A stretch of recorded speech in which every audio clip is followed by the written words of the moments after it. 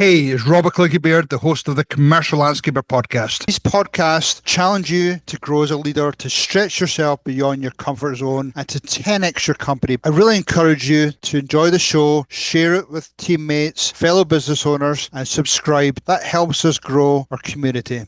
Hi, this is Robert Clickybeard with the Commercial Landscaper podcast. Really excited today to be joined by Clay Martin. Clay, welcome to the show. Thanks, Robert. How's it going?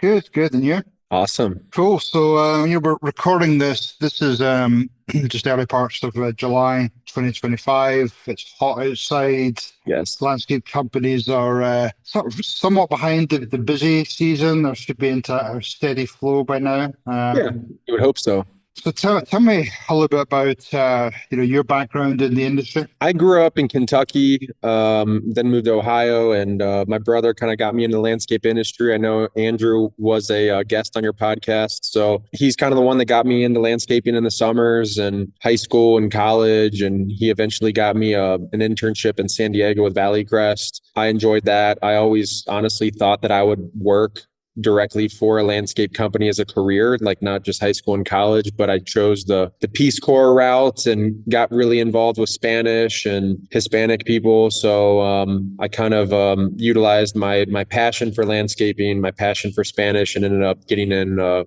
recruiting world. So recruiting people from Puerto Rico for landscape companies. That's awesome. And actually, one of my guests, I don't think his show has been released yet, but John Gold with Aspire. I mean, he had a very similar story where he talked about really immersing in the Spanish culture, getting to know the language, and just said it was an amazing experience. So it sounds like you had a similar experience. Yeah, I mean, I have fond memories of like being in San Diego on like a hot day and just kind of being like in a crammed pickup truck with these workers and getting ice cream and burritos and just speaking Spanish, having fun, kind of like you said, just immersing yourself. I mean, it's what I live for. I love it. Once you finished up working for Valley Crest. Talk through your path to where you are now. Right after that in college, I went to Ecuador and I served 2 years in the Peace Corps, lived with tribes and had a machete and did that whole thing. Wow. Worked on the farm with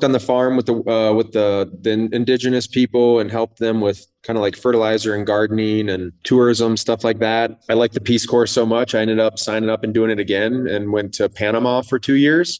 So I kind of like to joke and say that I spent half my 20s kind of sick, living and working in the jungle and basically sleeping in a hammock. So it was quite the adventure. And then when I got out of the Peace Corps in my late 20s, I started working for a company that managed and recruited dairy farm workers, Hispanic workers. And a lot of the people that I started recruiting were from Puerto Rico, since they're U.S. citizens and do not need a visa.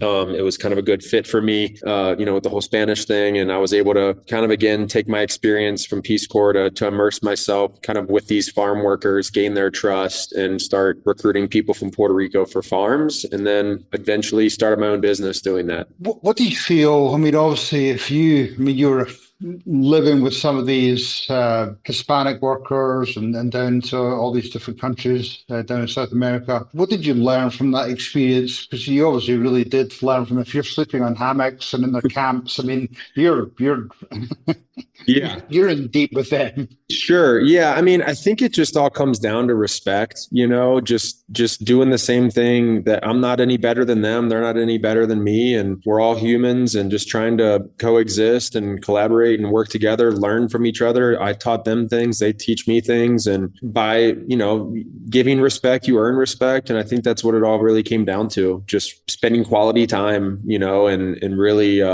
people can tell when you're being genuine and authentic. And I think that's something that unfortunately we don't get as much today as we'd like with just technology and everything. So I think that's been a big part of my success, is just really connecting with people on a organic and respectful level. I suspect there's probably a slight difference between different cultures or countries. What do you think is maybe one of the biggest misses when US-based company is hiring, whether it be H2B or whatever program is involved, and they're bringing some of these foreigners into the company, what do you think what some of the biggest misses are? One of the biggest misses I would say is just kind of going back to the respect, but really putting in the time to talk to them. Like really, we live in such a fast-paced world. The landscape industry is a fast-paced world. It's stressful. You're usually trying to make someone happier above you, and they're trying to make someone happy above them. And I just think really trying to slow things down and understand people and showing them that you care. That goes a really, really long way and helps not only gain trust, but avoid misunderstandings. So I think just slowing down the game and really connecting with people and showing them that you genuinely want to know their opinion and how they're doing. Okay, no, I like that. Well, and then, it comes to a practical sense, is there anything you feel as though, whether you're supplying their food, accommodation, what's important to them, anything that sort of stand out, just specific? Definitely family, family in the Hispanic community is very, very important. So I would say, back to it, family and respect, and just showing that you're no better than them, they're no better than you, and collaborating and breaking bread, sharing meals, that goes a long way as well. Now, obviously, you said you're now have a company based on attracting people from Puerto Rico. Now, I know it's obviously a little bit easier than some other companies, but when I talk to companies that are bringing in 20, 50, 100 people, majority of the time it seems to be from Mexico. Is there a reason why that country, is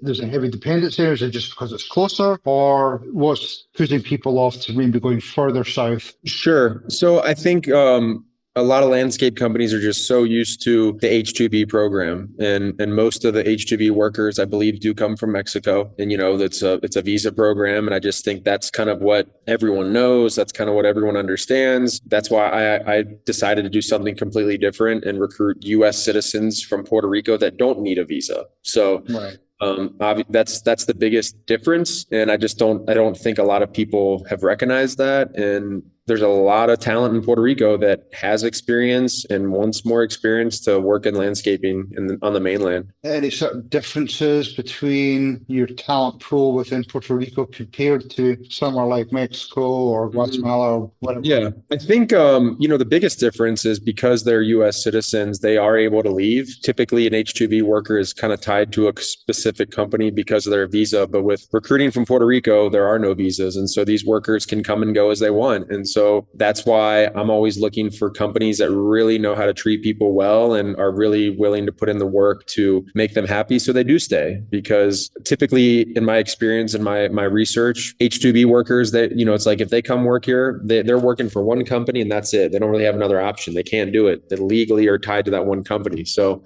they might stick around even if they are a little unhappy. But these workers from Puerto Rico, like if there's something that's bothering them or they feel mistreated, they will and they can leave. And I think that's the biggest difference. And what are some of those things you look for, those measures or red flags, or, how do you measure to see if it's going to be a successful relationship with the employees you're bringing in versus a company just hosting them? Is there any sort of triggers there, or? From the employee side or the employer side? From the employer side, if you go into a company to interview the employer and the way he's talking about either treating employees or where he or she's treating them up. Yep. I would say patience and flexibility really goes a long way. That comes with just kind of slowing things down and really looking at things. So my most successful clients, the most successful companies, in my opinion, are the ones that are patient and flexible, understand that these are human beings. There's a human aspect to recruiting, to HR, and just like really taking the time to look at things, discuss things, whether it's a conversation with me, a conversation with the employees, and just human, I like the term human capital. I mean, it's the most valuable resource, people. So companies that respect that and treat employees like a person, a valued person, instead of just a number. And how did the wages they're paid compare to like an H-2B program? Because I know something that sometimes causes a rub. H-2B coming in, they have to be at a certain wage. Yeah, it might affect other people in the company. Yeah, I mean, typically, if a company does H-2B, then they have to pay all their employees a certain amount. And if they don't do H-2B, then they don't have to pay that. So, I mean, as a general rule of thumb, this is more of a personal opinion based on what I've seen all across the country and just recruiting labor from Puerto Rico. but I don't think you're going to be able to get a sustainable worker to do manual labor for anything less than, $18 an hour these days. So that's just one little piece of advice out there. I mean, I know the economy kind of dictates what we pay people and rates and how much you can charge. And there's, the margins are kind of small in the landscape industry, but just, we got to have a living wage out there, whether it's in Oregon or Colorado, Ohio, or Louisiana, but we need living wages. So people want to continue to work in this industry. Let's take a minute to thank our sponsors. Urcher is a life brand born from grit, founded by Zach Strausser. The mission is clear: to raise $1 million for the trades by supporting vocational training across North America. Urcher makes tough, smart gear built for landscaping and snow professionals who work hard outside every day in all conditions. Their apparel puts safety first, helps crews look sharp, and honors the pride in their craft. Every purchase has purpose, fueling training programs and building a resilient workforce. Urcher isn't just workwear, it's a culture of respect, resilience, and results. When you contact Urcher, mention Wilson 360 and Zach and his team will take well care of you. Now, with the employees that are brought in from Puerto Rico, I'm assuming since there's no program there's no real restrictions on how long they stay. When is it typically 7-9 months? Is that the typical stay? Yeah, it's typically the landscape season, which obviously depends on where you are in the country. But I would say most of the people that I recruit from Puerto Rico are looking to come over between like March and November. Why are companies not using Puerto Rico labor? It's just they're not aware of the program. Is it just? Yeah, I think a lot of it is they're just not aware of it. They might not understand it. They're so used to doing the H-2B. Everyone does H-2B. So I also do think, kind of like I said before, a lot of companies are a little concerned that people from Puerto Rico do have the ability to just leave if they want to and work somewhere else, where, as I said before, H-2B workers are tied to a specific company because of their visa. So I think that's a kind of a concern for some companies. They might not want to take that risk, but if you take the risk, you'll get the reward. And the reward is people from Puerto Rico can come here and move here permanently. And I've seen it happen. There are a lot of companies across the country that have been my clients that have hired someone for a season, and then that worker ends up bringing his family over, getting a house, and now they're there permanently and a supervisor. That's the biggest difference. If you give this a shot and really put in the time to make these workers happy from Puerto Rico, they will and they can stay permanently or easily come back every year without having to go through the visa process. What are some of the other issues you see? I mean, you talked about employees who are coming in, there's no real restrictions, so they could move to other companies. Any other things that you sort of see as a sort of a common reason why or issue with employees from Puerto Rico? Yeah, I mean, the housing can be a complicated piece. I do require my clients to provide housing for the workers coming from Puerto Rico. So getting that set up is a challenge. Most of my clients already own their own housing. They have rental properties, and so that makes it a little bit easier. But the housing piece, kind of that relocation piece, is tough. And transportation to and from work. Yep, transportation to and from work and kind of to the grocery store and all that kind of stuff. Why do you see, when we're going back to this overall labor challenge, I mean, most of the peer group meetings I go to, recruitment is always up there as one of the top 3 discussions around it. What do you see on a sort of a national level? Why is there just not that attraction to get into our industry? Are we doing ourselves a disservice with not promoting the industry or the benefits? I mean, I think part of it is the pay, but I think the biggest part is just I hate to say it, as humans, we're getting soft, like we're used to having everything given to us and we get everything immediately because of technology. Everything's easier these days than it was. I mean, when I grew up, I was always playing outside and, getting my hands dirty. And I just don't feel like you see that as much these days. It's changing, unfortunately. So, I think a lot of that has to do with parenting, and I'm not a parent, but just being able to kind of instill that appreciation for blue collar work to your kids, and not just blue collar work, but just being able to get outside and help with the chores and do things around the house and not just kind of sit around looking at a screen all day. What do you do to sort of check in with all the team you're bringing in from Puerto Rico? Do you sort of have regular check-ins just to make Absolutely. sure? Yeah. Usually, Rob, I start off, the first couple of days, I'm talking to them every day. Once they get there, how's it going? And I check in, and then I take that feedback and go back to the employer, make sure everyone's on the same page. And then it kind of slows down, maybe to like once a week, and then after that, it's like once every 2 weeks, and eventually, it's just kind of I let them go, and maybe check in once a month. I feel like every once in a while, when you're checking in all the time, people always want to find a reason to complain about something. So, Right. in the beginning, I really try to make sure the companies are dotting their I's, crossing their T's, having a really good training and orientation, making sure the housing is set up, and making sure the company's doing all the things they said. And, those first, 72 hours are extremely, extremely important. That's my biggest focus, is like that first week. I feel many companies don't do a good job overall of onboarding employees, whether Yep. it's field worker, middle, senior managers. They spent all that effort getting the person into the company. Yep. But then within the first 12, 24 hours, it's like, okay, let them loose. Yeah. And then they're trying to feel their way around the company. What do you recommend, especially at that field level work, stage, that companies can do better in terms of onboarding, training, safety, stuff like that?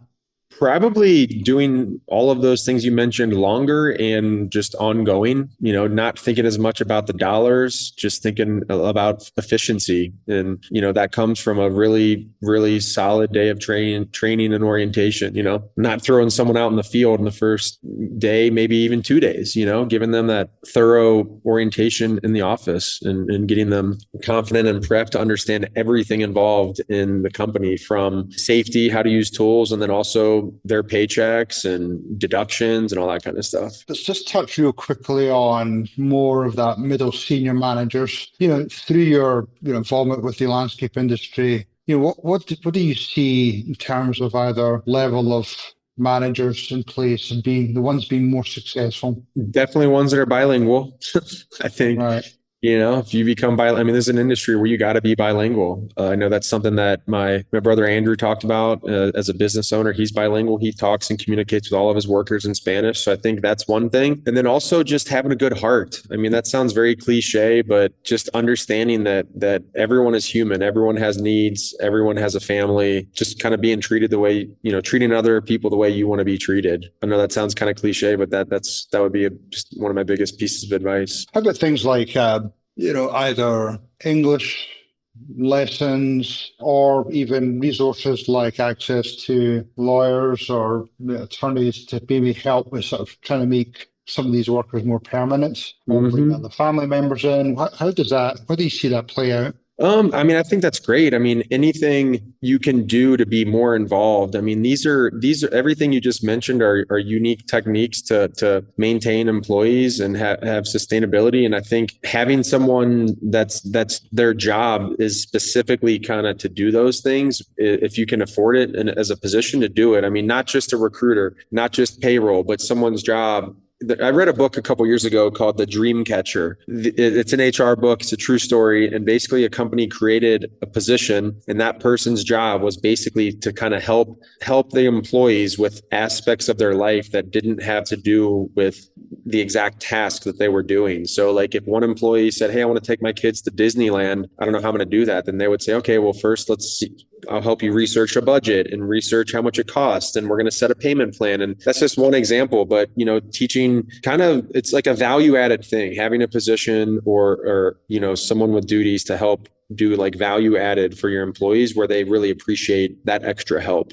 Yeah, no, I love that. I was read the book, and then I did some tours and some events at a company called Infusionsoft in Phoenix. I think they've changed their name now, but they had a dream room, and they had books and resources and computers that people can go into, and as you say, dream where they wanted to go, whether it be personal stuff or business stuff Yep. or promotions. Yep. But it was really, it was well received by the employees. They had easily over 1,000 employees. Wow. So yeah, but it's just super cool to hear some of the stories, how the company had helped to facilitate them fulfilling their dreams. Yep. Super cool. Absolutely. Absolutely. How do people get hold of you? Sure. Just to maybe learn more about your program. Yeah, they can look me up on LinkedIn. It's Clay Martin, or the easiest thing would be my website, recruitingpuertorico.com. Those would be the two easiest ways. Clay, it's been an absolute pleasure talking today. Hopefully, a few people on the podcast have been educated with some of the different alternatives out there to the normal H2B programs or recruiting locally. So thank you for your time today, Clay. Yep. Thanks, Robert. I appreciate it. Okay, take care. Cheers. That's a wrap for today's episode of the Commercial Landscaper podcast. I hope you're walking away with some great nuggets that you can immediately apply to your business, whether you're in leadership, operations, or you just want to show up every day with that Iron Man mindset. Remember, growth doesn't happen by accident. It happens with intentional moves, bold conversations, and surround yourself with the right people. If you found value today, subscribe, leave a review, or share this episode with others. And again, don't forget to check out wilson-360.com. We have digital courses from account management, operational excellence, leadership development, or some of the other coaching packages we offer. Anyway, huge shout out to our sponsors. Thank you very much. And I'll leave with this. Have a pure, dead, brilliant day.